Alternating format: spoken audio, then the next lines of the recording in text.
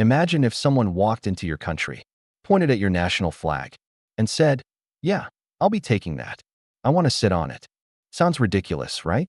Well, in 1900, something just as outrageous happened, and it sparked a war Britain never expected. This is the story of the War of the Golden Stool, one of the most bizarre, misunderstood, and yet culturally powerful conflicts in world history that a war fought over a stool. But not just any stool, the soul of a nation. Before we dive in, here's the weird part. Britain won the war, but never got the stool. The Ashanti hid it so well that even today, people debate exactly where it was kept. And even stranger, this war wasn't led by a king, but by a queen mother, one of the fiercest leaders Africa has ever seen. Sit back.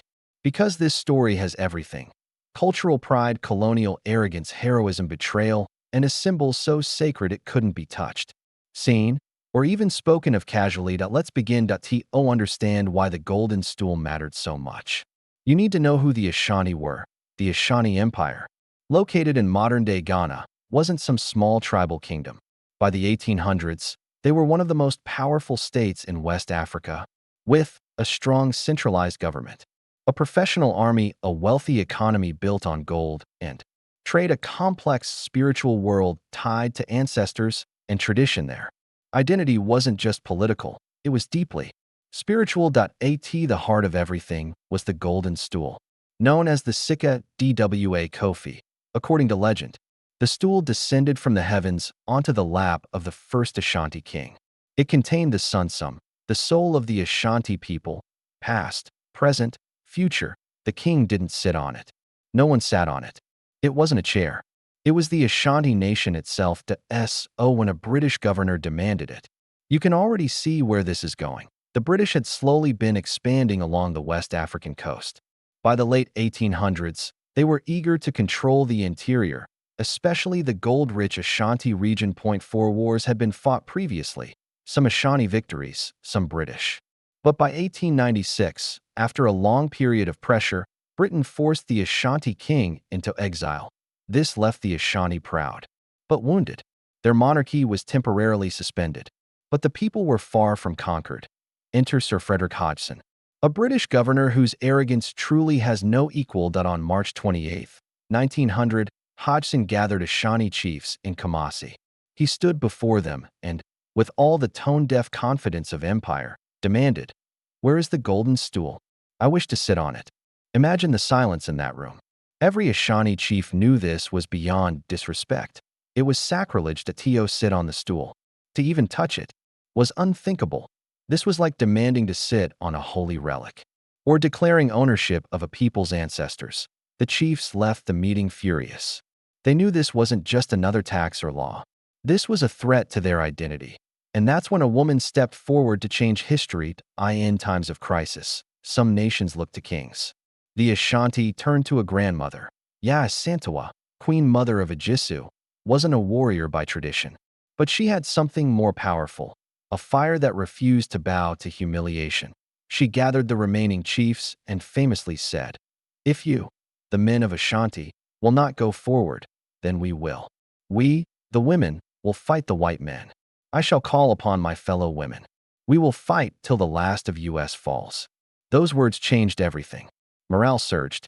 Warriors stepped forward. The people rallied. This wasn't just about resistance. It was about dignity. The Ashanti struck first. They surrounded the British fort in Kumasi, trapping Hodgson and nearly 500 soldiers. Civilians and colonial officials, supplies dwindled.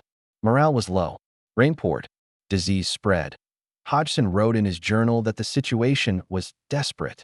He had underestimated the Ashanti. The Ashanti blockade was relentless, marksmen by day, warriors slipping through the trees by night. Inside the fort, food ran out. Rations dropped. People starved. After several weeks, Hodgson realized he had only one option: escape. Under cover of darkness. He and his forces slipped out of the fort and sprinted through the jungle, chased by Ashanti fighters. Over 100 people died in the retreat. It was chaos. But amazingly, Hodgson survived and reached safety. The British then launched a full-scale counterattack. The British Empire wasn't used to being humiliated by subjects. Their pride was bruised so naturally. They sent thousands of troops by June 1900. Reinforcements poured in. Soldiers, artillery, African auxiliaries, and the full might of British colonial supply lines. The Ashanti fought bravely, launching ambushes, raiding columns, and cutting supply chains. But they were outgunned, outnumbered, and facing a global empire. By September, the British had recaptured major towns and forced most Ashanti leaders into surrender.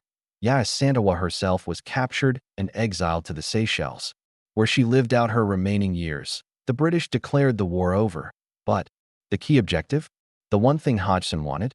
They never got it. With the war won, the British searched everywhere for the stool. Villages were interrogated. Forests searched. Homes raided. Nothing. The Ashanti had hidden it so perfectly that it vanished. The stool only resurfaced in 1921 by accident. When a group of African laborers stumbled upon it in the bush, they didn't realize what they'd found. They put it on the ground, sat on it while working, even removed golden ornaments. When the Ashanti found out, the punishment was immediate. The workers were brought before chiefs and faced severe sentence. But the key point? The stool was intact, preserved, protected. The British were ordered to stay far away, and they obeyed. Section 8. Legacy of the War, 15 to 1730. So what came out of all of this? 1. The Ashanti never surrendered their identity.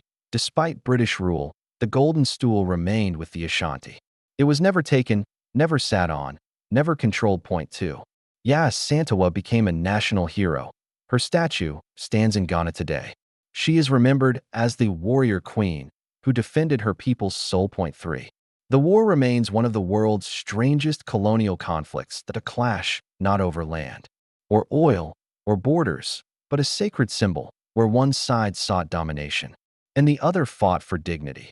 So that's the War of the Golden Stool, a war that teaches us a powerful lesson. Sometimes the most important things aren't the things outsiders can see.